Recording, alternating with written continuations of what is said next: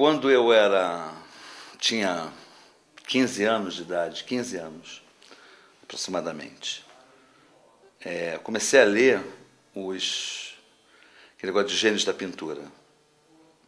E aí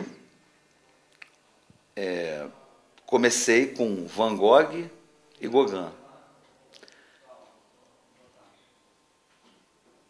E aquilo me entusiasmou, comecei a copiar as pinturas deles.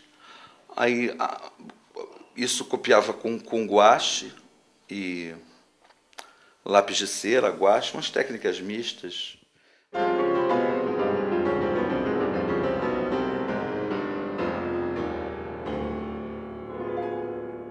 Depois passei para a tela. Às vezes copiando esses pintores, e às vezes com interpretação minha própria, quer dizer, fazendo já a minha própria fatura, né, que está aí até hoje. E foi assim que eu comecei a pintar.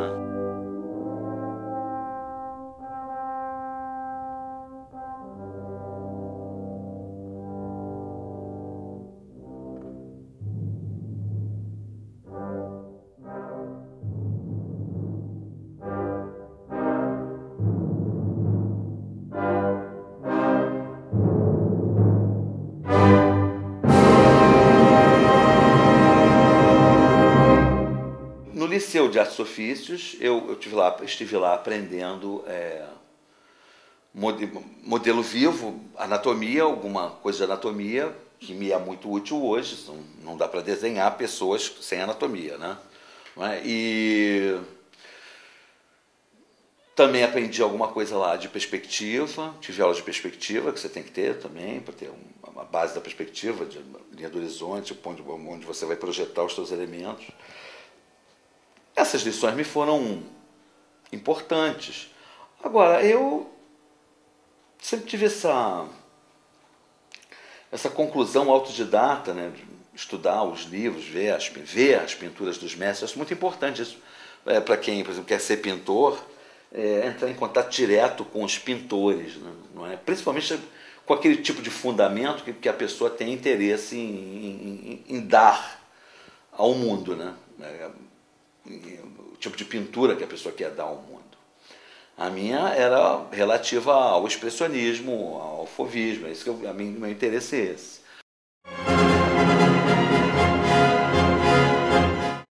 O que me impressiona no trabalho dele é a questão cromática, né, é muito visual, né, no sentido que por isso que eu usei anteriormente a palavra pop, né, é pop nesse sentido, quer dizer, em alguns momentos me lembra o Andy Warhol, né, quer dizer, pelo uso de temáticas diferentes no mesmo quadro. Então você mistura, parece que tem um pouco de colagem, ou de superposição, ou de sobreposição. Você tem lá os prédios, arranha-céus, né? Uns prédios meio desconectados, meio disformes, né? E aí você tem imagens de pessoas chapadas, ou coisas, objetos, na frente desses prédios. Então, quer dizer, tem uma coisa que obedece a certos princípios dadaístas. Ele deforma a figura conforme o seu estilo pessoal, né? Não é um desenho realista, né? E as cores também são todas subjetivas, são cores que vêm de dentro, né? E ele trabalha desde as cores primárias, o vermelho intenso, o amarelo intenso, o azul intenso, né? E que é uma característica do expressionismo, como também com as cores mais sombrias, né? O contraste entre o preto e o branco, né? Um cinza soturno. Tudo isso faz parte do movimento expressionista. A desconstrução, ela é um dos elementos mais importantes de toda a pintura do século XX. Cada vanguarda, e uma das principais vanguardas foi o expressionismo, vai buscar a sua maneira de desconstruir aquilo que estava consagrado nos padrões clássicos da arte. Você não está mais retratando fielmente os traços de uma pessoa. Você vai buscar exatamente a desconstrução do rosto, daquilo que era uma fisionomia que deveria ser uma fisionomia serena, tranquila. Não, vai aparecer na tela expressionista como angústia, como desespero, como um grito, né, quase que de dor. Eu bebo nessa fonte desde que eu comecei a pintar. Então, e nunca me afastei dessa fonte do expressionismo. Talvez no período dos guardanapos, em determinados períodos, eu tenha sido, vamos dizer assim, um pouco mais bucólico, fazendo uma pintura mais... Mas sempre o fauvismo e o expressionismo estão, por exemplo, uma pintura mais leve. Fiz muitas marinhas na época da toalha de papel, quando estive em Salvador fazendo exposição lá. Mas sempre a presença do expressionismo e do fauvismo, miseravelmente do fauvismo, eles vêm em uníssono, eles são, vamos dizer assim, o primeiro movimento fundamentalmente aplicado daquilo que a concepção de Gauguin e Van Gogh deram ao mundo. O que é mais importante na linguagem expressionista? A emoção, o sentimento. O artista não pinta aquilo que ele vê, ele pinta aquilo que ele sente. Na verdade, é o sentimento, as cores do expressionismo, né? Os amarelos, os azuis, os vermelhos, os laranja, são cores muito fortes e importantíssimos na pintura expressionista. Van Gogh usava muito o amarelo. O amarelo é uma expressão assim meio do desespero, da angústia, né? Van Gogh era um artista assim com pupilas de fogo, vamos dizer assim, né? E o Ronaldo também, né? É um artista que trabalha antropofagicamente todas essas referências. Você vê que talvez essas referências apareçam, elas existam ali, né? Mas ele constrói um caminho próprio. Todos os pintores que me atendem, objetivamente, quer dizer, em que eu me baseei, em que eu me influenciei, já comecei com um que é melancolia pura, porque não tem pintor possivelmente mais melancólico que Van Gogh. É muito difícil assim encontrar. Então, já citei outros aqui, Munch, James Ensor, tem muitos.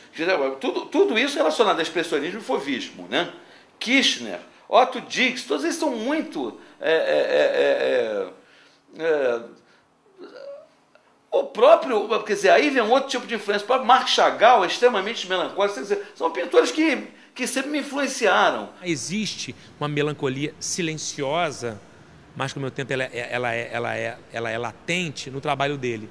Só que essa melancolia, a meu ver, ela é traduzida através dessas imagens disformes, dessas imagens, enfim, que registram, né, não só a questão do documental, ele não reproduz a cidade, não reproduz o caos urbano, tem uma questão ali de sonho, de imaginação, de dor, talvez.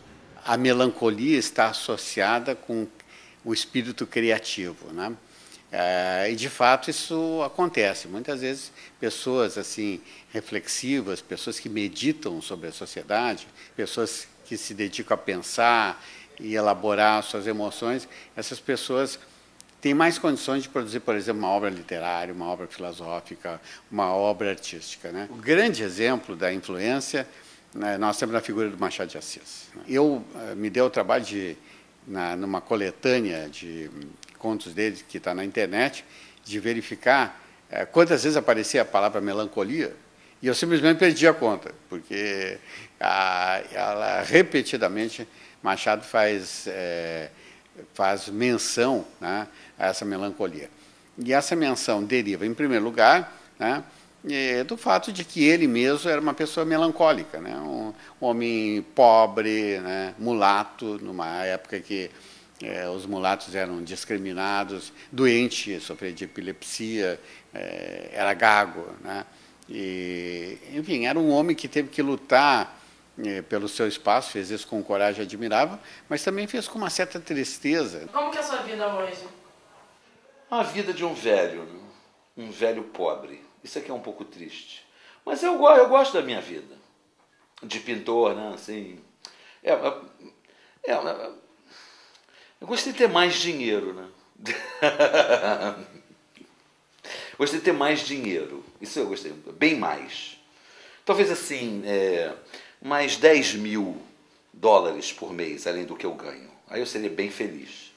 Né? E gostei de ter um pouco mais de juventude também, menos 20 anos.